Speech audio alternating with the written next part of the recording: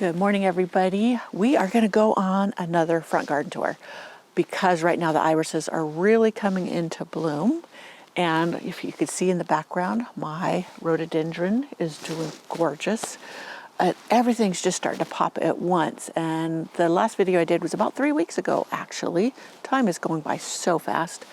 And as I said, a lot of things are blooming now. So I really wanted to share it with you while it's blooming. There's still a lot of weeds. I'm still tackling it a little bit at a time, and I'll talk about it. I wanted you to see it while it's just so gorgeous. So let's take another tour of the front garden.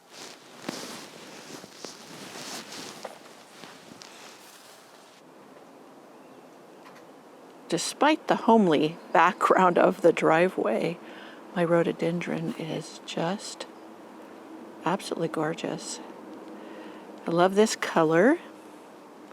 It's beautiful. I am going to improve upon this rhododendron. I'm going to try and see. You see how it's leaning down from the heavy snows? I'm going to try and pull it upright. And it will be even more beautiful and easier to see back here because it's in the background. I see I have spider mites again this year. I did buy some little, let me see if I can show you the little packets. Oh yes. I got these from Heirloom Roses. And if you can see that little package hanging on there, that is some beneficials, and they're supposed to help with spider mites and other bugs you don't like in your garden because they do damage. I'm trying to back up without stepping on anything. My new pink dogwood, it's got a little bit of sun scorch, but that's okay. It's going to acclimate here and do great. Look at here, down here, here's my Verbascum. This one is called Southern Charm, and it will get taller. I hope, at least in the garden in Mendocino Botanical Garden, I saw it was much, much taller. And back down there, that little thing down there is my, I think it's peewee. Let me go look at the tag. Yeah, I don't know if it's focusing in on here for you, but this is an oak leaf hydrangea, and this one's called peewee. So it only gets about 4 feet tall, about 3 foot wide, but 4 feet would be perfect for back here. Here's native fern. You see how everything is just coated with this thick coat of pollen? This is what has me and my husband choking and sniffing and sneezing back here. So let me get back up. This is my black lace elderberry, and it will get quite tall, and it will help screen off, seeing back here. There's quite a bit of a drop. This is a block wall that is holding up the front garden. As you can see, I'm slowly getting things weeded up here. When I'm working on my computer, it tells me, you need to stand up, go for a walk. My watch does. And this is what I do. I come out here and I weed a little bit for about 10-15 minutes. Then I have to get back to work. But you see I've got these tall grasses coming up in here amongst my beautiful irises. This is first week of June. I love this time of year because of the iris coming into bloom. I don't know if I've uploaded my Shriner's Iris Garden visit yet. Sometimes I don't always get my videos edited in order, but that was fun. There's a bunch more I want to order, and I need to get to it, or they will be out of stock, the ones I want. But always inspirational. Their garden was so beautiful. They didn't just have irises. They had many other things too.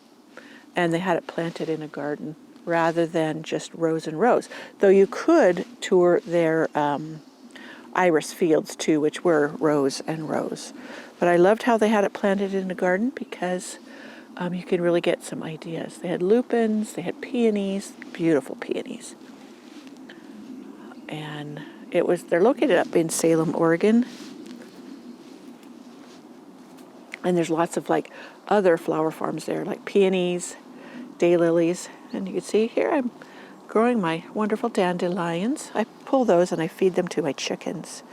But I do have some echinaceas that made it.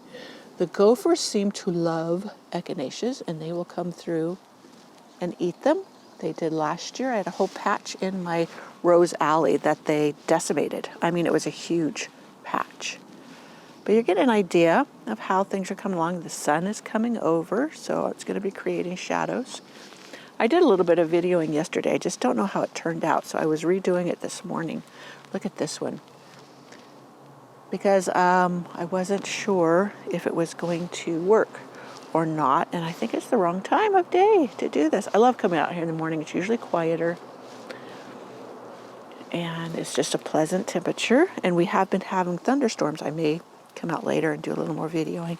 Now here is a huge patch of echinacea. This is all self-seeded,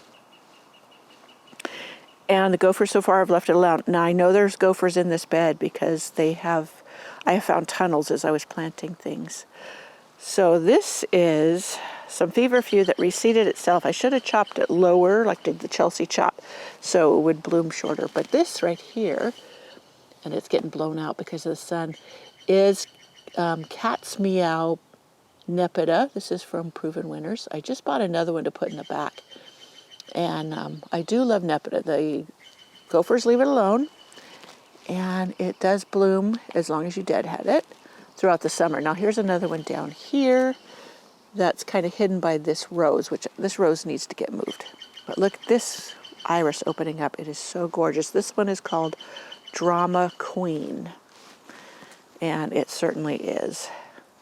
But it's very prolific. It's put up with a lot of harassment, so to speak, because I've been digging around it and stuff. And this winter was very harsh for everything here. But here's more along here coming into bloom. Down here is my Banana Cream Daisy from Proven Winners. And oh yeah, I have finally got the Daisy May. Now it's hidden underneath here. Somewhere underneath here. Oh, I hope it's still, oh, there it is. There, I was worried the gophers got it. I have been worried. But this one is Daisy May Daisy. And I need to come out with a hose and spray the pollen off everything. And I have another one on the other side that's doing beautifully. But they're supposed to bloom longer than my other Shasta daisies. So I'm really hopeful that's true. But they did beautifully through the winter and coming up. This is my Huckleberry Fudge. Look at that. Huckleberry Fudge iris. Just gorgeous. I think I have another one in the back. I know I used to, but a lot of damage was done this winter from the gophers. I think I really am going to have to do this later. Look at the beautiful iris blooming up here. I have a new, you see the tag hanging there by the fence. That's a new clematis I have put back there. And right here, let me see if I'm pointing to it, right there is my Limelight hydrangea. That one is, I think that one was a Proven Winners. But I also had Limelight Prime and it didn't make it. I'm so sad. Limelight Prime is supposed to bloom a month earlier than Limelight. And since I have a short growing season, that would have been wonderful here. I may try again. Who knows? Gophers could have eaten it. They haven't touched my other hydrangeas, but that doesn't mean they didn't decimate that one. So if I find it again, I probably will replace it. I really would like to try it. I had it right kind of where that iris is. Look at this patch. So I will thin these out where I don't have quite as big a patch of this one color, and that will be a place I can put one of my newer colors that I order from Shriners. So here is some that I put in. I have a video on planting these. This one's a pretty pink. And I got them from Sutton's Iris Garden. I put some along here and along, oh, it's going to be blowing out, but right here. Now these, I'm going to get a video later when the sun's not blowing out the colors.